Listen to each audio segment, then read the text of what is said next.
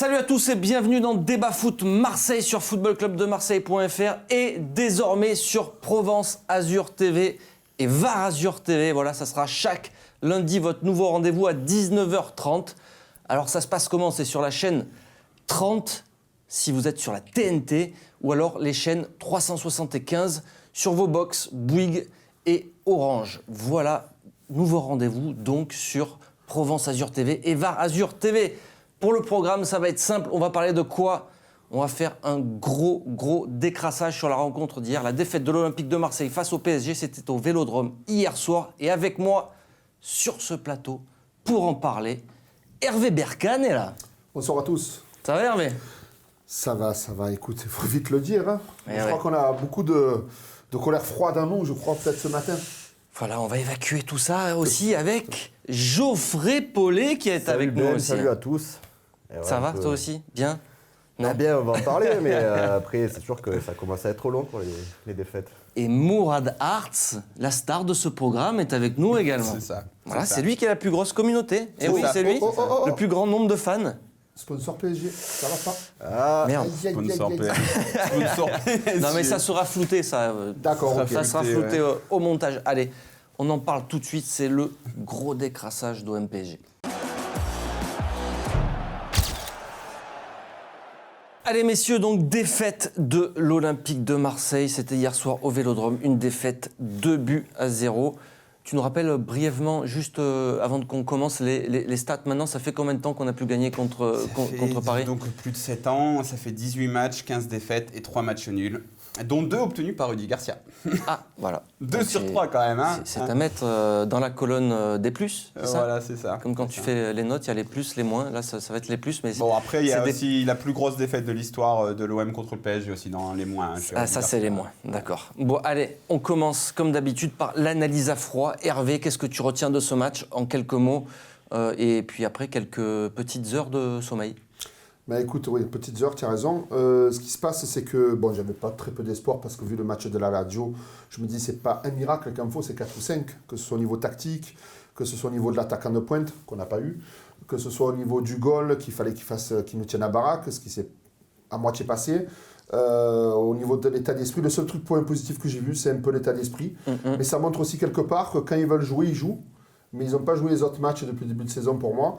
Donc voilà. Et puis après, il y a ce fatalisme ambiant qui me dérange au plus haut point en tant que supporter.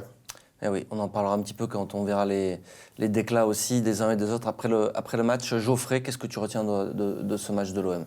Que retenir, c'est que les matchs ils passent contre Paris, les matchs ils passent contre les gros et que tu n'y arrives toujours pas. Et tu te dis à chaque fois, tu as toujours l'espoir en tant que supporter marseillais qu'ils sortent leur plus gros match et que tu arrives à décrocher une victoire. Mais hier, pendant une heure, ma foi, ils jouent. Tu peux pas dire qu'ils n'ont pas joué non plus, qu'ils se sont battus, mais tu te bats avec tes armes et elles sont pauvres, quoi. C'est que tu arriveras rarement à arriver à tes fins en jouant avec des joueurs comme ça. Et quand tu vois la compo qui sort et que tu as Lucas Ocampos en pointe, je me suis dit c'est une blague, c'est pas possible. Il est très bon, Lucas Ocampos. En plus, c'est un des meilleurs. Non, mais j'ai rien à dire contre Lucas Ocampos, mais t'es à l'OM. Ouais.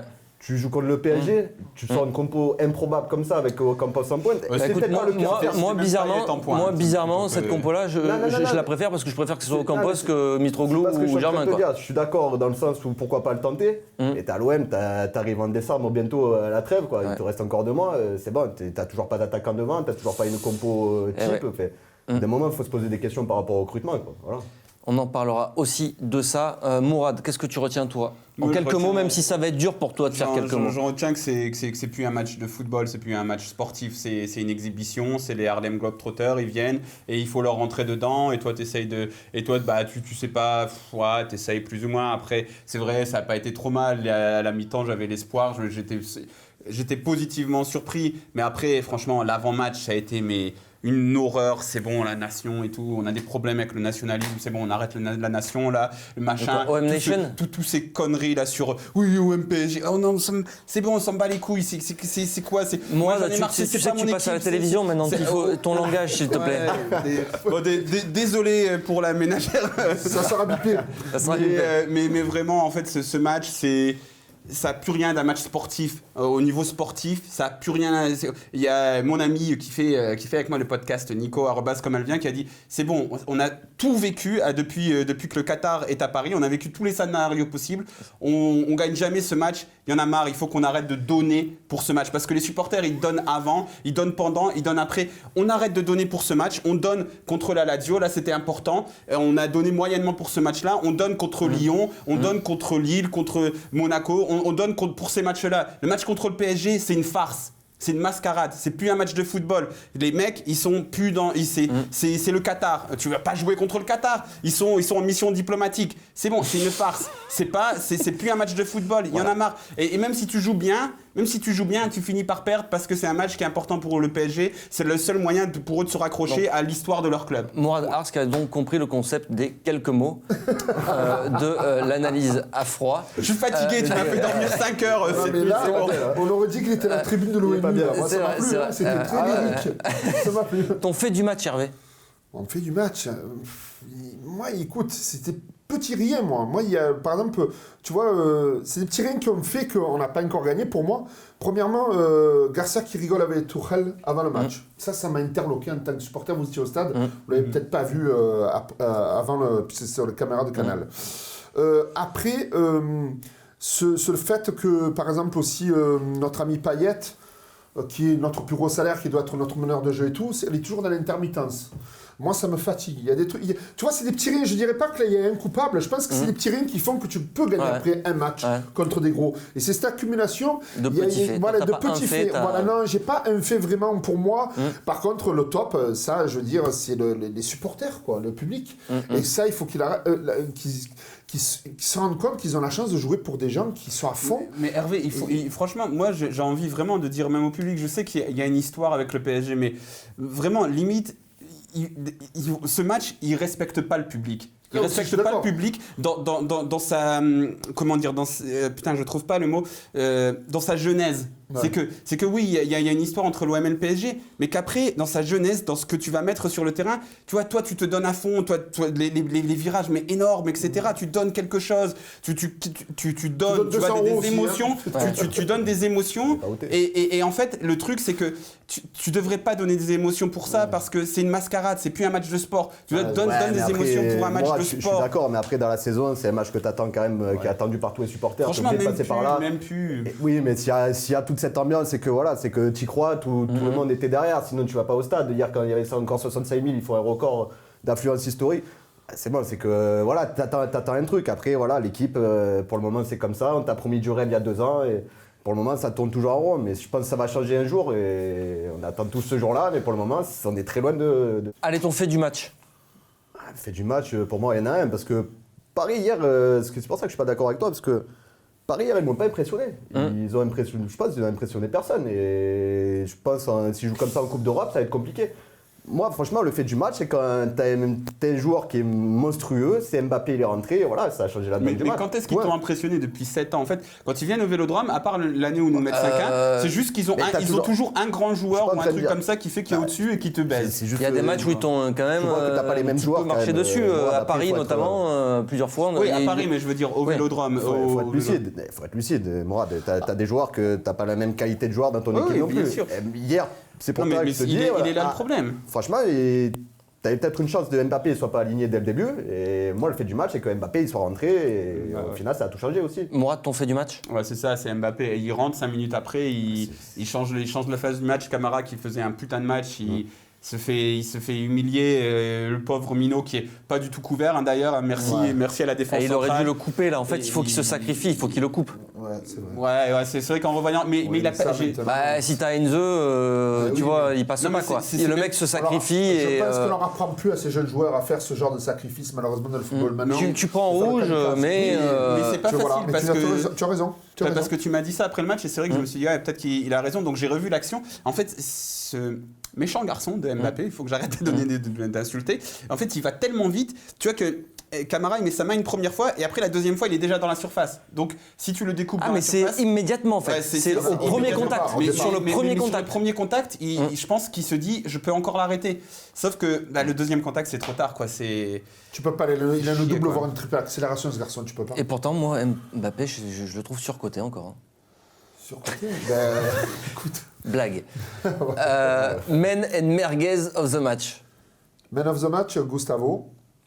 Merguez. Je pense que Steve avait quand même une responsabilité de tenir la baraque. Et malheureusement, je pense que sur le but, même si c'est Mbappé en face, il doit mieux bloquer l'angle et mieux se coucher et pas aussi vite. Et voilà, je pense que s'il la sort là, peut-être qu'on tient. Voilà. Mourad, j'alterne. Mais alors franchement, man of the match, il y a plein Ocampos, il fait un match vraiment extraordinaire parce que même, je dis tout le temps qu'il court beaucoup mais qu'il fait n'importe quoi techniquement. Là hier j'ai vu faire des contrôles porte-manteaux, des petits ponts, des trucs et techniquement il était toujours juste. Mais j'ai envie de donner au man of the match à un mec que je détruis toujours et qui a été énorme. Et ça fait 6 mois que je dis qu'il est nul et parce qu'il est vraiment nul. Mais à ma vie, hier, vraiment c'est pour limite faire office de rédemption. Il a été monstrueux. Et je regardais ma feuille, je lui ai mis que des plus pendant tout le match. Il a pratiquement rien raté. Il était concentré, il était focus, il était dans l'intensité. Et ça m'a fait plaisir de le voir comme ça parce que moi je commençais vraiment à douter sur le fait que ce soit un vrai bon joueur. Et là, il me redonne un peu d'espoir. Donc je vais dire à ma vie, même si je pense que c'est pas complètement le plus mérité. Geoffrey, men and merguez. Je rejoins Hervé parce que c'est vrai que le milieu il a été vraiment présent dans le match et la bataille du milieu, voilà, enfin, on n'a pas démérité non plus. Donc c'est vrai que même Strootman, on peut le mettre aussi dedans. Mais voilà, grosse mention pour Gustavo. Même voilà, je suis d'accord de mettre Strootman aussi parce qu'il faut dire qu'il a été bon. Hier, c'était son meilleur match pour moi depuis le début qu'il arrive ici, encore meilleur qu'à Monaco. Mais vous voulez pas, et ça me surprend parce que moi je me disais bon je vais faire l'original à mettre à ma vie, mais Ocampos les gars il vous a pas... Ocampos, il a l'envie, tu peux rien dire, il a la dalle et tout, mais le problème tu ressors des matchs où t'as marqué 0 but, t'as pas d'attaquant, Ouais, oui, c'est le seul qui a tu peux pas créé le mettre non quelque plus, chose, tu peux pas le... Je suis d'accord. Il se bouge le cul comme à tous les matchs. Mais... énorme. Et des gestes techniques aussi impressionnants de temps en temps. Et ses centres, il arrivait, il terminait par des centres, il obtenait des corners, il mais il manque toujours un but. Écoute, on me demande mon avis, je vais Voilà. Mais non, Chacun son avis. Allez, ta merguez du match, je te l'ai pas donné. Merguez, non, pour moi, Payet qui était pas dans le bon timing, qui a pas apporté ce qu'il devait apporter hier dans un gros match et tu l'attends. Payet, c'est lui qui fait tourner l'équipe. Dans beau dire ce que tu veux, dans un lui. poste qui n'était pas le sien non plus. Non, il était pas forcément dans un le sien non système. plus. Après, personne n'a trop bien compris qui était où à un moment donné dans le match non plus. Quand tu retrouves Payet en 9. Eux ils savaient où Ouais, ils savaient, mais ils travaillaient au le final, système. t'arrives à quand même à 2-0 et c'est rien passé. Non, Payet qui n'a pas apporté ce qu'il devait apporter pour les joueurs qui coûtent encore 30 millions d'euros. Il y a un gros salaire. Tu veux rajouter quelque chose? Puisque j'ai pas donné ma merguez moi. Ah, t'as pas donné ta merguez? Qui est ta merguez? J'ai donné ma merguez. Ouais, d'accord. Alors, Mais ta c'est- merguez, Mourad, s'il te plaît. Je vais corroborer les propos de Monsieur Paulet ici parce que j'aurais pu dire Sanson aussi qui perd des ballons qui sont toujours très dangereux et à chaque fois je trouve qu'il est bon mais il est toujours décisif dans le mauvais sens et le truc qui fait tourner le match. Mais Payet il a cette responsabilité. Moi je pense que si on le met là aussi c'est parce que Rudy il se dit ok j'ai pas d'avant-centre mais aussi parce qu'il veut pas jouer à gauche et que le 4-3-3 c'est le système qui paraît le mieux équilibré pour Strootman, Sanson, etc. Donc on va faire plaisir à Monsieur Payet. Donc on fait plaisir à Monsieur Payet. Il fait 15-20 premières minutes. Je me dis oh putain qu'est-ce qu'il va nous faire désolé encore une insulte. Il court, il fait des pressings, il est dans les actions offensives. Et les 15-20 premières minutes, je me suis dit ah, là on est parti pour avoir un grand Payet. Et puis après tu le vois qui se traîne, les ballons qui passent devant lui, il n'arrive pas à les rattraper. C'est pénible. Et il arrête le pressing. Donc on doit rechanger le système pour le remettre encore un peu plus dans le confort. Donc on passe notre temps, on l'a mis dans le confort et il n'a pas été décisif.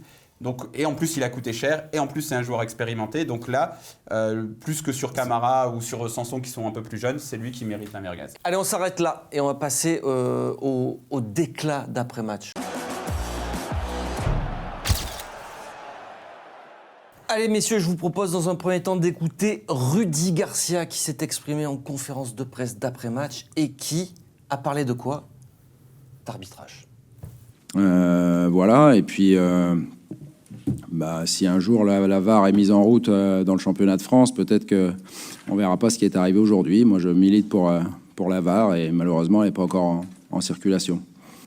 Non, comme je dis, quand il y aura la VAR, on laissera les actions se dérouler, puisque de toute façon, on peut largement revenir et annuler le but s'il y a une faute. On avait égalisé, mais malheureusement, ça n'a pas été validé. Rudy Garcia, donc, qui nous avait promis de ne plus parler d'arbitrage. Bon, ça n'a pas duré très longtemps, en fait. Moi, je suis exténué par cette posture. C'est-à-dire que tu as quand même... ton match, il fallait que tu le gagnes déjà quand il n'y avait pas Mbappé sur le terrain, parce que c'était là où tu avais Rabiot, tu avais une fenêtre, donc il fallait forcer. Et après, toujours ramener à l'arbitrage, même si on s'est fait cambrioler, il est très bon acteur, ce Marquinhos, en fin de compte, en plus d'être malheureusement un bon joueur. En plus, Benoît Bastien qui nous avait déjà lui, un peu cambriolé à Nîmes aussi. On en revient au petit détail. Le petit détail, c'est que ce monsieur-là, Sébastien, il faut respecter les arbitres. Ça fait combien de fois qu'il nous cambriole? Plusieurs fois. Comment ça se fait? On a le droit de récuser 1 ou 2 arbitres, je crois, par saison dans un club. Comment ça se fait que le président, le staff, tout ça et tout, accepte encore? Parce qu'on le joue bien. J'ai encore le but de Campos, là, moi, c'était 2 ou 3 ans. Là, plus 4 ans. Plus que ça, voilà. C'était avec 4 ans. Donc maintenant, voilà, c'est des petits détails. Donc, en fin de compte, c'est la naïveté quelque part, à plein de niveaux qui font que tu arrives à des résultats comme ça. Et celui-ci, là, de dire encore, c'est la faute de l'arbitrage. Non, papa, ce que je te dirais, Rudy, tu avais 60-70 minutes avant que l'autre soit sur le terrain pour enfoncer et marquer. Et c'est vrai que tu aurais eu un peu d'avance, peut-être tu aurais eu ce fait de jeu, mais toujours résumer ça, l'excuse. Non, l'Olympique de Marseille, c'est pas une petite ville avec un petit public qui supporte, c'est un peuple, contrairement, je préfère dire une nation, ce qu'on essaie de nous vendre. Je veux dire, non, il faut arrêter avec ça. Moi, je suis fatigué de cette posture. Ok, des fois, il y a des faits de jeu, mais il ne faut pas que tu attendes qu'il y ait la VAR, l'arbitrage, quoi que ce soit, pour gagner un match. Il faut le gagner avant. Geoffrey, qu'est-ce que tu penses de cette sortie de Garcia, toi? C'est quoi? C'est du Garcia. Ce qu'il est en train de faire, c'est typique du Garcia. Donc tu ressors des matchs, lui il essaie un peu de se sauver à chaque fois avec son discours qu'il a, habituel. Je parlerai plus d'arbitrage, il est en train de le refaire. Ok, hier il faut en parler parce que Marquinhos, il fait la folle sur le but. C'est vrai que c'est incroyable cette action. Tu la revois 40 fois, tu as envie de. Tu es obligé d'en parler, mais après, comme il a dit Hervé, tu avais 70 minutes pour tuer le match, tu n'arrives pas à le faire. Donc après, l'arbitrage, pour moi, c'est pas le fait du match. Comme j'ai dit tout à l'heure, le fait du match, quand même, Mbappé il rentre, voilà, il touche 2 ballons avant, je crois, il arrive à te planter un but derrière. Ma foi, tu parles d'arbitrage, oui, parce qu'il faut en parler, il faut le signaler. La VAR, il a milité pour. Hier, il a demandé et il n'y a rien qui s'est passé, mais. Ma foi, après, rester sur l'arbitrage, faire une sortie après le match qui parle à la presse, encore d'arbitre, compagnie, non. Alors, Mourad, c'est vrai que c'est la 2e fois que le VAR n'est pas utilisé en faveur de l'Olympique de Marseille. Est-ce qu'il y a un complot contre l'OM? Non, mais bon, voilà. Moi, j'ai rien à rajouter. 2 collègues ont très bien fait le taf. Et puis, rajouter simplement, voilà, que Benoît Bastien. Il faut lui dire la prochaine fois, quand tu arbitres l'OM, tu sais que tu peux revenir, machin. Bon, il y a juste ce petit truc. Benoît Bastien, ça fait 2 fois contre Nîmes, il revient pas, là il revient pas. Donc voilà, mais sinon, ils ont dit ce qu'il y avait à dire et puis je suis complètement d'accord avec eux. Jacques-Henri Hérault s'est aussi exprimé en zone mixte. Je vais vous lire un petit peu les propos du président de l'Olympique de Marseille qui a expliqué qu'il y a de la déception. Mais je voulais dire à quel point j'étais fier de mes joueurs. Ils ont rivalisé avec le PSG et pourtant, notre club a 4 fois moins de budget. Paris, c'est une autre dimension et pourtant, il y avait sur ce terrain 2 équipes qui se valaient vraiment. Alors là, moi j'appelle ça de l'emballage cadeau, du service après-vente, mais c'est pas du football. Déjà, premièrement, quand je l'ai vu venir vers vous, parce que c'est rare, je crois que c'est très rare qu'il vienne vers vous. Il vient quasiment jamais. Voilà, donc je me suis dit, il va rentrer, il va dire voilà, là c'est pas possible les arbitres, la prochaine fois c'est bon, on va faire une sortie à la Papédiou, faire une sortie à la tapis, faire une sortie à ce que tu veux. Je pensais que c'était ça. Il en parle un tout petit peu d'arbitrage, on n'a pas sélectionné ce mot, mais c'était sous forme ironique, tu vois. Voilà, voilà, il faut être plus véhément. Deuxièmement, après dire bon, on a encore perdu, je suis désolé pour le peuple marseillais. Pas à faire passer la pilule comme ça. Dire quand même qu'il y a une défaite encore une fois. Il ne faut pas nous habituer à la défaite, mais on dirait qu'on nous sort un discours lancinant pour nous habituer à ça. Non, c'est une défaite, on s'excuse, on n'a pas encore gagné. Tu représentes des institutions, tu dis voilà, et la prochaine fois, peut-être, là on est en train de se rapprocher de la prochaine victoire, parce que normalement, quand une série, mon élève va se finir, j'espère qu'elle ne va pas durer encore 15 ans, cette série quand même. Donc, voilà, c'est comme ça qu'il faut le voir. Et je pensais d'avoir quelque chose de plus véhément, alors peut-être c'est pas son caractère, peut-être c'est pas sa philosophie, Mais nous, on attend ça quand même. On adore les présidents les envoler. Mais tu vois, t'as dit quelque chose qui t'a dit se rapprocher se rapprocher de la victoire la prochaine fois, etc. Ce qu'il n'a pas dit. Et moi, ce match-là, je l'attendais pour ça parce que c'est une mascarade, voilà. Mais voir si on comblait un peu l'écart, parce que c'est ce qu'on nous a promis à l'arrivée. À l'arrivée des nouveaux dirigeants, on nous a dit on va combler l'écart, le PSG va faire des cauchemars avant de venir à l'OM, se dire comment aller gagner là-bas. On va combler l'écart. Bah non, on n'a pas comblé l'écart. L'écart, les matchs OM-PSG, après, il y a des scénarios différents. Mais même l'équipe de Mitchell avait fait 2-1, on s'était dit si près, si loin, toujours les fameuses défaites où t'as pas démérité. Mais t'as pas comblé l'écart. Et moi, c'est là où cette déclat, elle me gêne. Parce que c'est une déclat où on t'a promis quelque chose. Et en fait, après, on vient et on te dit, bah non, en fait, on peut pas te le promettre. C'est juste qu'on est toujours pareil, en fait. 2 heures avant le coup d'envoi, McCourt sur RMC explique Paris, là, ils ont peut-être de grands joueurs. Nous, on a une grande équipe. Mais franchement, il faut retrouver. Mais moi, je me souviens vraiment, je crois que c'était Eli Bob ou André Ayou en avant-match. Tu avais fait exactement le même truc, genre, ouais, mais nous, on a du cœur. Et c'est bon. En fait, il y a le premier mercato de l'ère McCourt. Monsieur Cour m'avait fait, dans notre très bonne émission, qui avant d'être sur Provence Azur était sur notre chaîne YouTube, avait fait une humeur où il avait dit on revient à un bon niveau, mais on n'a pas changé de dimension. Mais c'est ça, en fait, aussi le truc, c'est que tu te rends compte que le PSG est dans une autre dimension. Nous, on n'a pas changé de dimension. Comment tu veux changer de dimension tant que tu n'as pas d'attaquant devant? Juste rien que ça. Après, tu peux continuer à travailler. C'est vrai qu'il n'y avait pas besoin d'attaquer. Tu peux faire tous les discours que tu veux après les matchs. Tu dire, c'est passé ci, c'est passé ça. On en parlera dans le débat en plus de ça. Ça sera le débat en plus sur Football Club de Marseille. On va juste terminer sur la sortie de Strootman, une sortie qui était pas mal, qui était assez drôle, musclée, enfin assez drôle, pas pour la journaliste qui a posé la question. On va l'écouter celui-là et le voir même. Is it a frustrating loss when you think about Mbappé, Rabiot not starting? Mbappé and Rabiot did not start. No, not that's why. I don't care about the opponent who play. I don't like this question because they have 25 players who can play for Paris, and I'm not frustrated by that. I'm frustrated that we lose the points. If they play with the second team, the third team, I don't care. I think we want to win. We fight together, and but unfortunately we didn't get the points, and we have to work harder on the training to be ready for the next games. And I don't care if Rabiot didn't play or Mbappé didn't play. It's a decision from their coach. So I don't really understand the question, but I'm disappointed by the loss. Do you have any regrets concerning your first half? Because you could have more chances to score. Because when Mbappé came in, it was more difficult for you. But during the first half, you could have maybe you have some regrets. So because of Mbappé came in, we didn't create any chances anymore.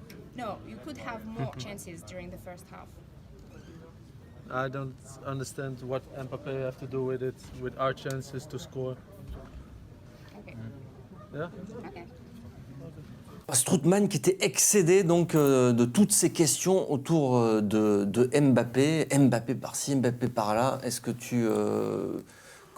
comment tu... Après, la journaliste, c'est dans sa posture, elle est obligée de poser une question par rapport à... C'est vrai, l'entrée d'Mbappé, comme tu l'as dit, ça a été le fait du match quand même, hein, c'est ce qui a fait basculer. Mais après, moi, j'ai adoré sa réaction, parce qu'elle est saine, c'est la réaction du mauvais perdant. C'est-à-dire du gars qui sait que voilà, il n'est pas venu ici pour perdre, et j'espère que cette niaque qu'il a ne sera pas diluée dans une mentalité franco-française du footballeur qui te tire vers le bas. J'espère que ça va être eux qui vont se tirer vers Strootman et pas l'inverse. J'espère ça, vraiment. En tant que supporter, c'est tout ce que j'espère. Mourad, qu'est-ce que tu as pensé toi de cette sortie? Rien, je suis complètement d'accord avec Hervé et Geoffrey. Et en rappelant aussi, voilà, encore une fois, dans un match de très haut niveau, il faut beaucoup d'intensité. Tu vois que Gustavo, Strootman, je pense que si tu veux des joueurs d'expérience, il ne faut pas aller chercher des internationaux français qui, s'ils ont plus d'un certain âge et qui reviennent en France, c'est aussi pour le confort. Eux, ils ne viennent pas là pour le confort. Et voilà, moi, ça me plaît. Ça me plaît, l'état d'esprit me plaît. Alors, on nous avait beaucoup vendu aussi dans certains médias nationaux que Mbappé avait la cote à Marseille. Et pourtant, quand il est rentré sur le terrain, il s'est fait copieusement siffler par tout le Vélodrome. Il est à la cote alors, Mbappé à Marseille? C'était peut-être l'effet équipe de France et la Coupe du Monde, mais après, moi autour de moi, non, il n'a aucune cote du tout. Hein. si t'es lucide sur le joueur, c'est forcément, t'es obligé de dire, je pense que c'est un crack, il joue très bien au foot. Si t'es lucide, tu dis qu'il est surcoté à Marseille. C'est ça. T'aimes bien le dire. Après, si tu connais un minimum le football, tu peux pas dire qu'Mbappé il est pas bon. Sinon, si tu connais rien au football, c'est comme tu vas dire Messi il est nul et Ronaldo il est nul, si tu prends parti pour l'un ou l'autre. Après Mbappé, dire qu'il a une cote de fou ici, en tout cas autour de moi, non. Et au stade, hier on l'a vu, non. Je suis né à 300 mètres du stade Vélodrome. Pour moi, c'est inconcevable d'avoir une déification pour un joueur du PSG, c'est pas possible. Après, il y a des joueurs au PSG que je respecte en tant que joueur et je pense en tant qu'homme, mais déjà, moi, c'est pas lui, moi, c'est Cavani. Voilà. Cavani, parce que Cavani serait à l'OM, je pense que tout le monde, je pense sur 100 supporters de l'OM, tout le monde le veut, parce qu'on sait qu'ici, ça deviendrait une star et c'est un monsieur, et voilà. Mais le reste. Le problème aussi, c'est que Cavani mettrait Mitroglou sur le banc. Ah, c'est quel drame! Tu crois vraiment? Il n'y aurait pas une concurrence saine entre les deux joueurs? Peut-être, et ça se tirait la bourre. Allez messieurs, on s'arrête là. Merci Mourad, merci Geoffrey, merci Hervé. À très bientôt messieurs, on se retrouve pour un prochain débat foot Marseille. Ça sera jeudi, et oui jeudi parce qu'il n'y a pas Europa League. Et il y aura aussi le débat en plus, ça sera mercredi. À très bientôt, ciao ciao.